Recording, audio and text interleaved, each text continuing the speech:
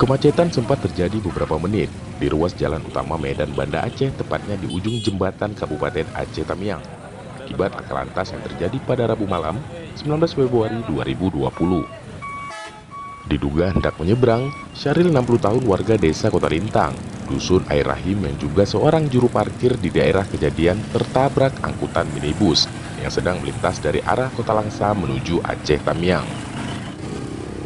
Menurut keterangan saksi yang juga keponakan korban, di lokasi dirinya melihat korban tertabrak dan terseret hingga beberapa meter, hingga sang korban meninggal di tempat. Dari masjid dia nyebrang, dah motornya lewat, dah ditabrak lah dari bawah entah berapa meter sama motor nih si korban tuh, terseret.